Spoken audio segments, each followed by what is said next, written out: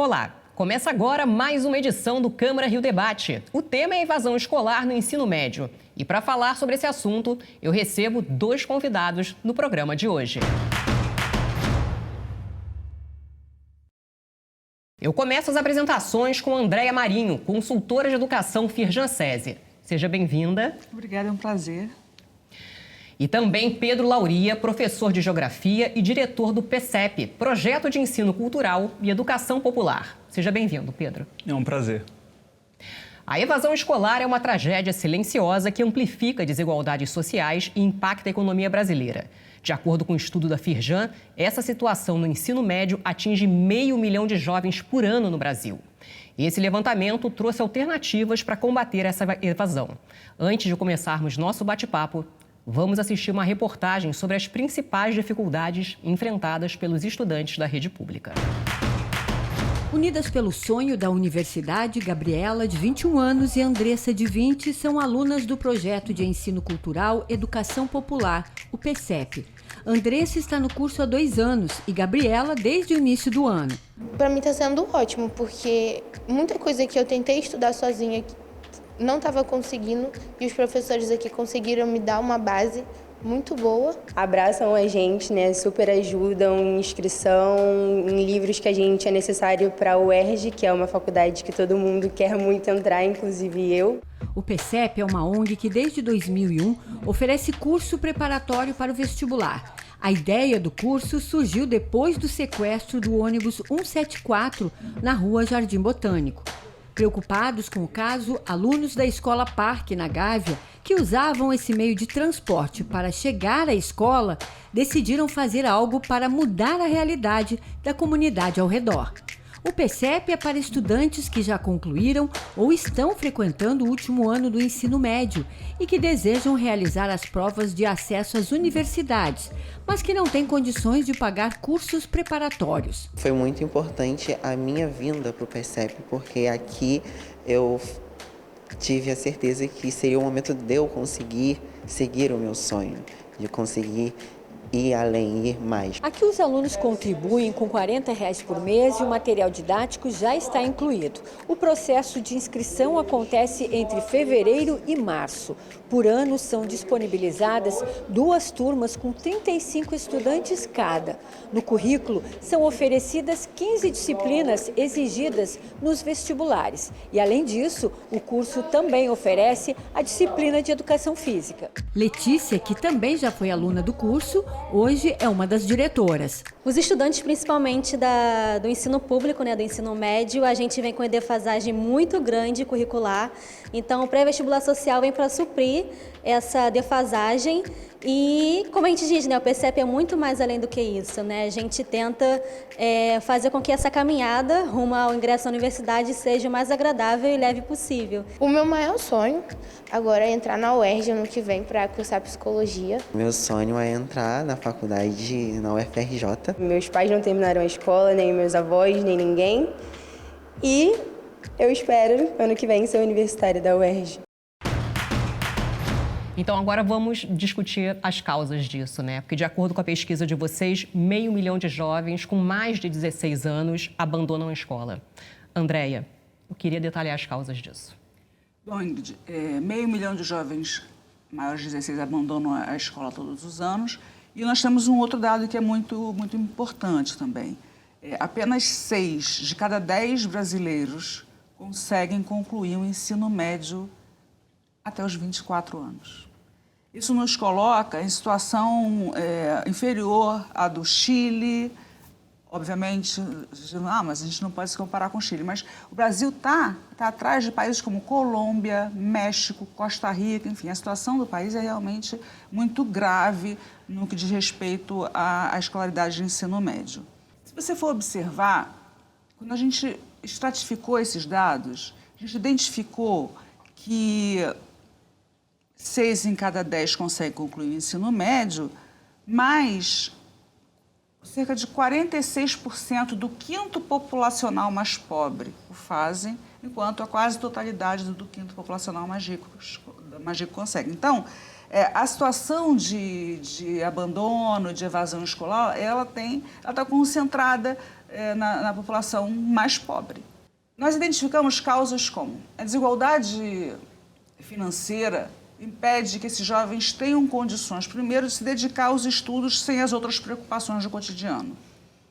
Em famílias muito pobres, em situação de vulnerabilidade social, é comum que as mães contem com seus filhos mais velhos para tomar conta dos menores para que ela possa trabalhar, contem com uma renda que possa ser gerada por esse jovem quando ele entra na adolescência.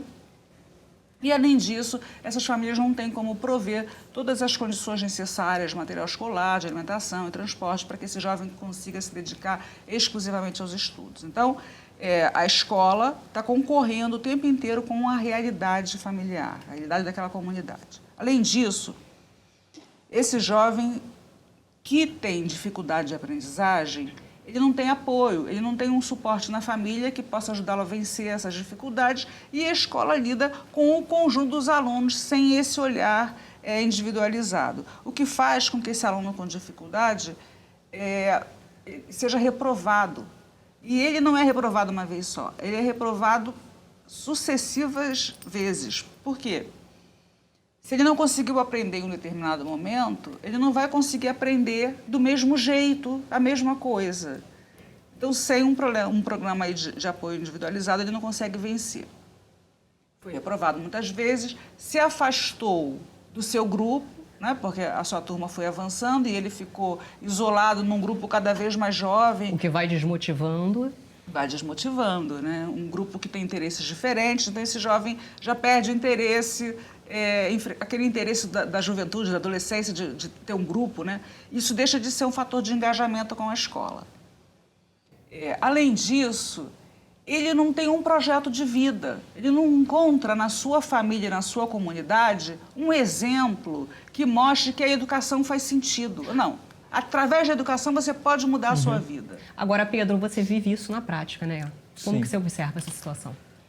Dentro da dinâmica de um pré-vestibular social, a gente já está trabalhando com um público que é um pouco diferenciado do público simplesmente do ensino médio das escolas. Por mais que seja o mesmo público, ainda tem um recorte das pessoas que são mais engajadas. Ou seja, elas concluíram o ensino médio ou estão em fase de conclusão e vão procurar o pré-vestibular já pensando na graduação. Só que mesmo para esse público, a evasão é altíssima. Apesar de não terem estudos muito sólidos sobre isso, porque existe até uma lacuna na própria academia de estar fazendo esse monitoramento, talvez seja o maior problema de todos os pré-vestibulares sociais ou comunitários a questão da evasão. Então, a gente vem com, no nosso caso, a gente tem atende a cerca de 70 estudantes por ano, essa taxa vai ser de 50%. Agora, essa pesquisa mostra também que quanto mais vulnerável for a população, maior a possibilidade de evasão. Você percebe, você trabalha já há 10 anos com isso, você percebe que isso vem se agravando ou sempre foi assim? A gente sempre teve taxas de evasão muito alta.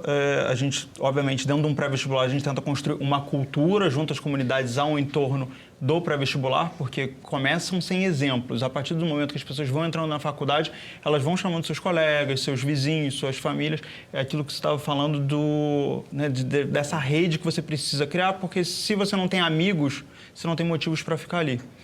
Só que, ao mesmo tempo, e acho que isso que é a grande coisa, e a questão mais chamativa para mim, é que conforme ele vai envelhecendo também, ele vai precisando colocar renda em casa.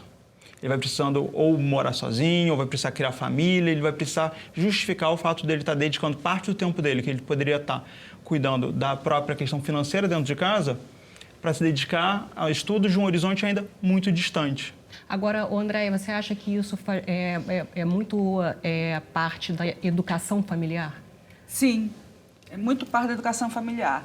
E essa comunidade, né, esse público específico que a gente está falando, ele não tem exemplos concretos de como a educação pode mudar a sua vida.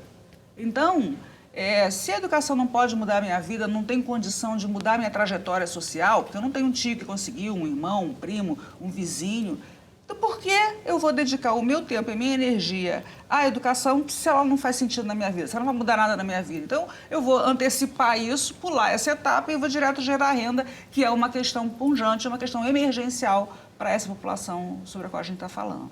E para você, Pedro, o que pesa mais? É exatamente isso. E essa questão, como é que a gente consegue justificar para um estudante que ele vai ter que se dedicar os próximos 5, 6 anos da vida dele a entrar numa faculdade e concluir essa faculdade, qual é a renda que ele vai conseguir gerar a partir disso? Qual é o impacto que isso vai ter na renda dele para justificar ele estar abrindo mão, de repente, de estar fazendo um trabalho, seja como motorista de aplicativo, seja trabalhando, fazendo entrega ou qualquer outro tipo de emprego que talvez esteja pagando melhor nesses 6 anos do que a graduação, que vai tirar tempo dele, vai tirar tempo da manhã, vai tirar o turno da tarde. Cada um tem o seu tempo. A gente tem que tirar completamente essa dinâmica que também o ensino fundamental, o ensino médio colocam neles, de que existe uma jornada pré-determinada. Você vai da primeira série até o 3º ano do ensino médio e isso é uma jornada que cada ano você tem que estar passando. Se você reprovar, você falhou. No pré-vestibular, a lógica é diferente. Não conseguiu? Vai precisar evadir no meio do ano? Conversa com a gente, não tem problema nenhum. Talvez o ano que vem, daqui a 2 anos, 3 anos, as portas vão continuar abertas. Então, tira essa pressão dessa jornada pré-determinada. Pedro, aproveitando esse gancho, né, do que você está falando, a gente está com os números da pesquisa que faz uma comparação do Brasil com países da OCDE, né, que é a Organização para a Cooperação e Desenvolvimento Econômico.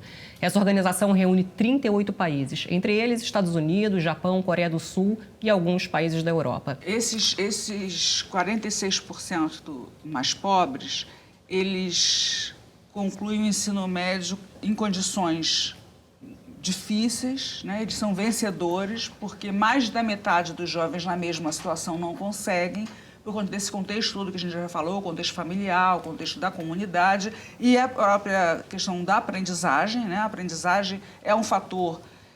se tudo vai contra eu estudar e eu ainda tenho dificuldade, por que eu vou continuar? Por que eu vou levar adiante? Né?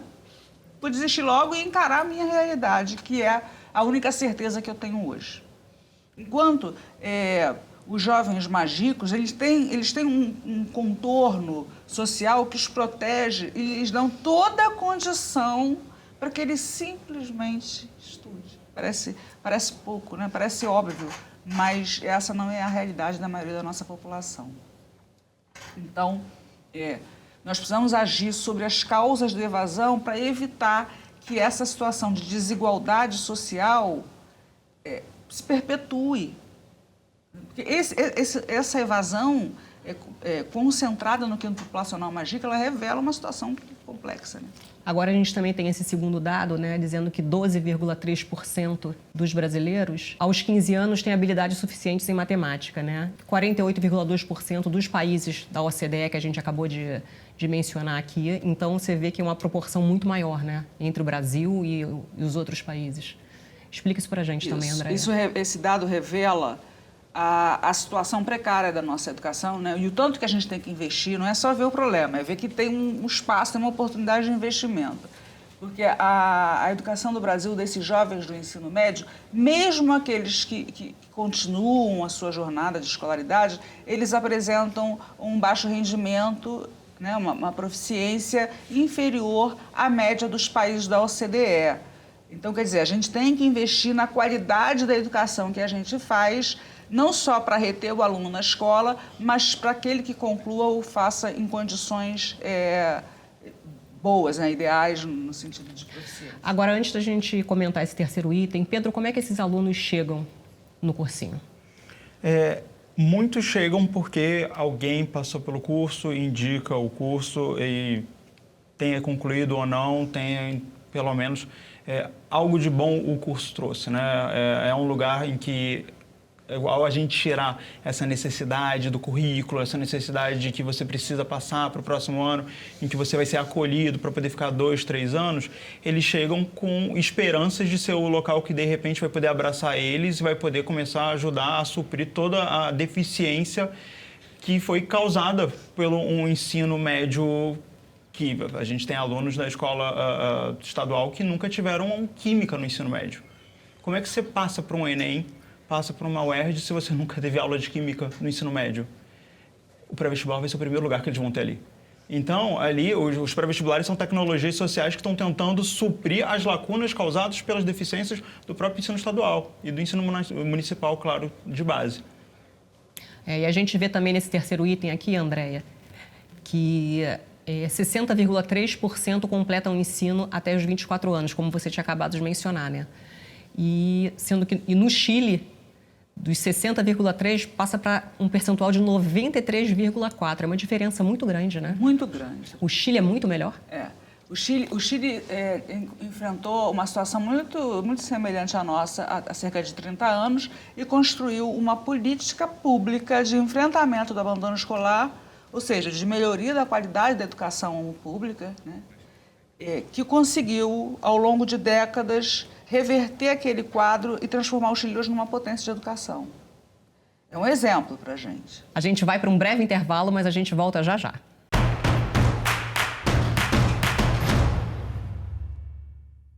O Câmara Rio Debate está de volta hoje falando sobre evasão escolar no ensino médio.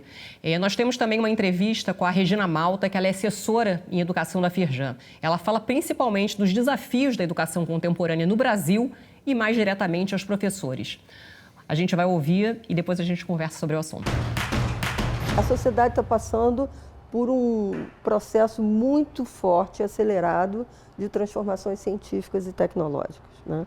Então, é fundamental que a escola tenha inovações curriculares e que os professores estejam preparados para trabalhar essas dimensões, né? É muito importante uma iniciação científica, tecnológica, mas sempre com uma formação que considere o aspecto humano, não é? Porque uma das questões mais importantes é justamente a discussão sobre o bom uso da tecnologia, né?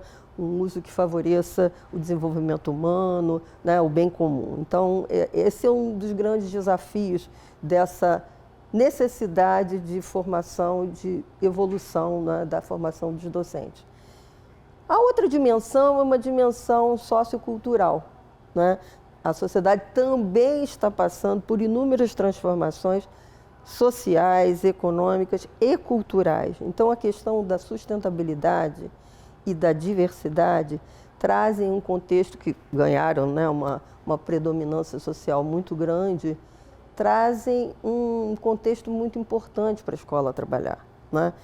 A escola precisa, e os professores, obviamente, quando a gente fala da escola, está falando dos professores, precisa ser mais acolhedora, precisa ser mais multicultural, né? A escola não pode só trabalhar hoje, né, uma visão contemporânea de escola, é que ela não deva trabalhar só, né, os conhecimentos, digamos, da tradição ocidental, né, mas que incorpore a tradição afro-brasileira, a tradição indígena, ou seja, é mais do que respeitar as diferenças, é fazer uma escola que realmente incorpore dimensões culturais novas, né?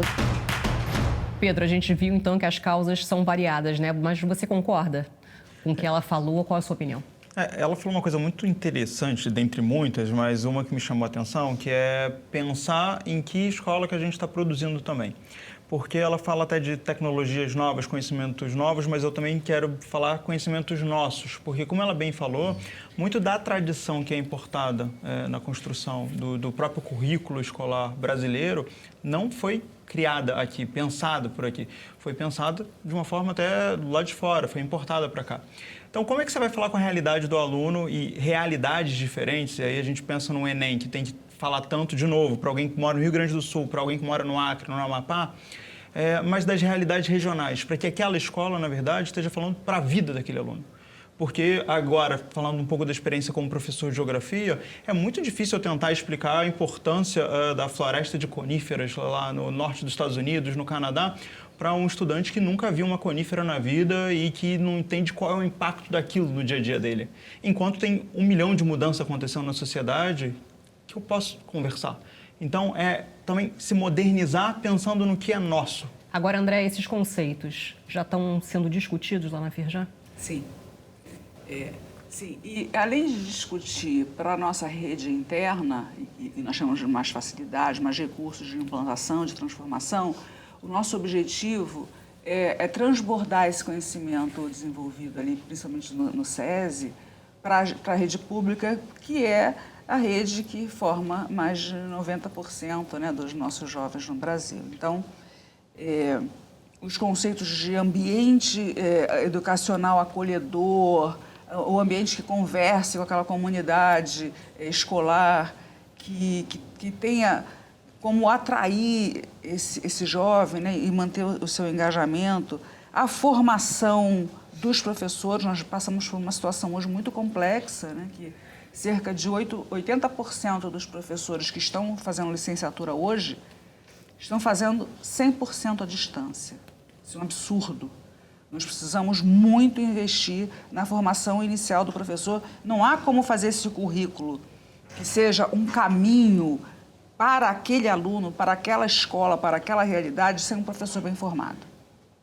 Então, a valorização do docente, né, a valorização do magistério, tanto em salários, quanto na questão da formação, é fundamental para essa transformação na educação.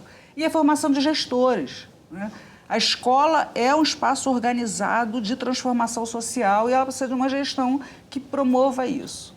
Não é um profissional qualquer que você vai lá e coloca como diretor, tiazinha, bonitinha, legal, boazinha, que é diretor da escola. Não, tem que ser um profissional formado e qualificado para fazer uma gestão eficiente, uma gestão que consiga articular o currículo, que consiga garantir um ambiente engajador, que consiga se mobilizar e mobilizar a comunidade escolar, trazer esses pais para dentro da escola, trazer as empresas que podem ajudar nesse movimento de transformação da escola e garantir a formação docente, que pode, por exemplo, eu não tenho como voltar tudo atrás para melhorar aquela formação inicial, mas eu posso fazer a formação continuada, a formação em serviço, por exemplo, com troca entre professores, que é um aprendizado muito importante. Então, hoje, a gente percebe que a educação precisa de transformação, mas precisa formar melhor as pessoas e escolher os quadros que vão lidar com a docência, com o planejamento, com as relações sociais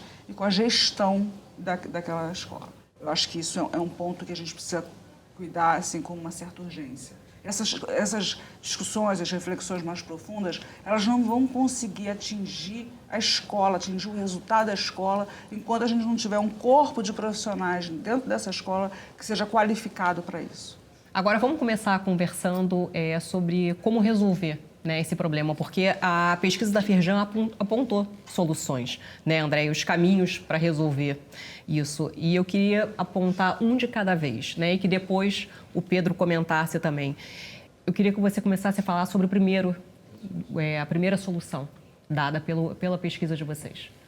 Bom, primeiro é preciso colocar em perspectiva que não há uma bala de prata. Esse problema da qualidade da educação e, portanto, da evasão escolar no Brasil, ele é um problema muito sério, com diversas causas e que não há uma receita única que possa resolver isso. O que nós fizemos foi um trabalho de pesquisar experiências exitosas no Brasil e no mundo, foram mais de 100 experiências, que possam ser pensadas, né, que possam ser conjugadas de uma forma a apoiar um conjunto de uma política pública local. Então, os gestores públicos estão sendo mobilizados, envolvidos nessa história e apresentados profundamente a essas propostas de alternativa para que eles consigam construir uma política que seja adequada à sua realidade. Então, tem um ponto que eu vou dizer que que talvez seja um ponto central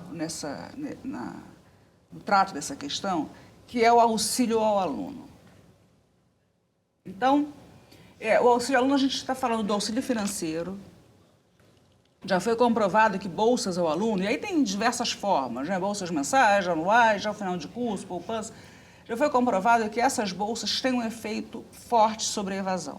Essas bolsas serviriam para minimizar o impacto da situação de vulnerabilidade social e econômica que ele vive, né? Isso que ela falou é tão importante que a gente até pensa, né? Se a gente for já levar até para essa questão das universidades, a UERJ é a universidade, a gente até foca no pré-vestibular muito na UERJ, porque a UERJ é que tem a melhor política de permanência, através de uma série de bolsas que você consegue lá dentro, e isso faz toda a diferença. Porque o Estado ele precisa competir com o aplicativo, com o trabalho informal. O Estado precisa convencer todo aquele contexto social de que vale a pena continuar na escola, mas para isso ele precisa dar subsídio. E esse subsídio é entender que, enquanto o aluno está ali na escola, ele não precisa estar trabalhando com entrega, ele pode se dedicar completamente à escola. Então, é reverter um pouco dessa lógica de que bolsa é simplesmente uma esmola que o Estado dá e entender que isso, na verdade, é uma política de permanência necessária para a gente poder dar os próximos saltos. A gente precisa resolver o básico para poder pensar depois nas questões mais sofisticadas. É colocar comida na mesa, garantir isso para permitir que aquele estudante ali sim consiga se dedicar aos estudos, tanto quanto eu, que vim da classe média alta, consegui. Eu não precisava me preocupar em colocar comida na mesa.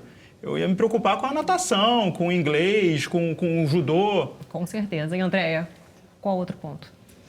Então, um outro ponto que é muito importante é a questão do... A gente está falando do conjunto de coisas que apoiam ao estudante, né? Então, um outro ponto muito importante é aquele apoio individualizado ou em pequenos grupos na aprendizagem. Se você tem uma ação que auxilie esse aluno a melhorar a sua aprendizagem, isso vai evitar repetência. Tem um outro ponto que nos chamou a atenção e que agora vem sendo discutido pela comunidade acadêmica, que é o projeto de vida. O projeto de vida não é um plano de negócios, não é um projeto de pequeno empreendedorismo, nada disso. O projeto de vida é colocar no papel como a educação pode alternar a sua trajetória social. Então, para a construção desse projeto de vida, o aluno precisa de apoio.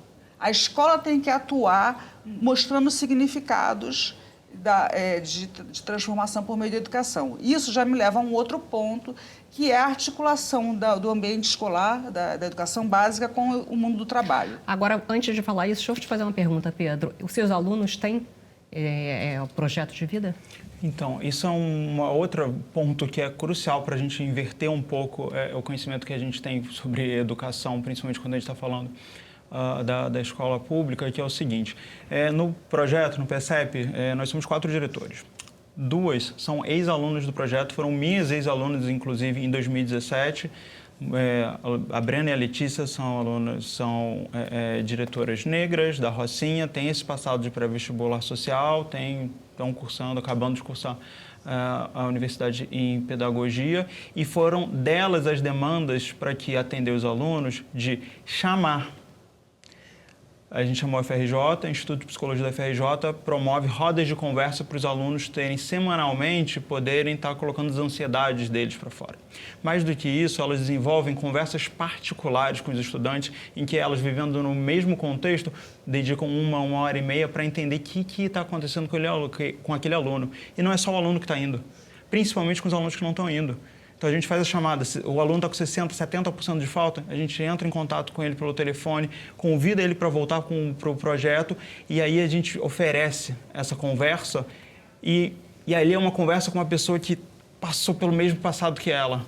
É uma pessoa que serve como uma referência de um horizonte de possibilidade. Agora, a gente tem que pensar como a gente transforma isso em uma política pública, porque o pré-vestibular social é uma tecnologia de resistência.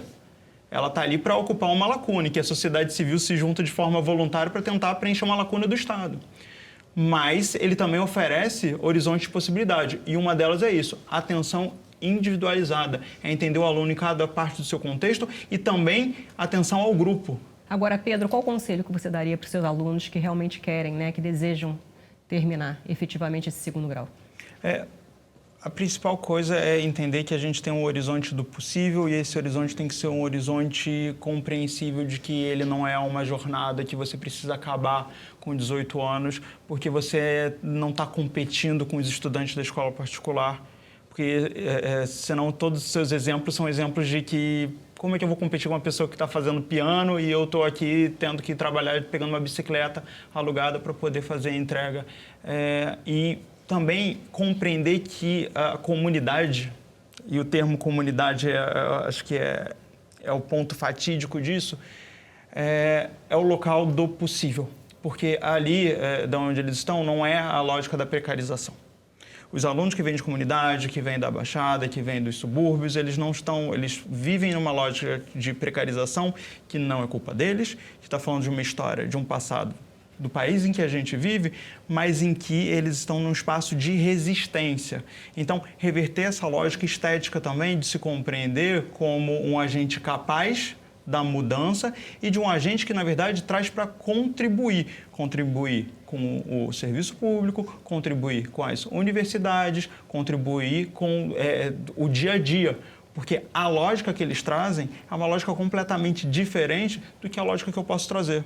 E ela não é superior, não é inferior, não é diferente. E aí a gente estava falando, né, ouvindo a questão da diversidade. Diversidade passa por isso, por entender esses atores, trazer eles, ressignificar muito dessa história triste do país, de olhar para trás e falar que é uma lógica da precarização, é uma lógica do que não é possível, o Brasil nunca vai dar certo, e entender pelo contrário.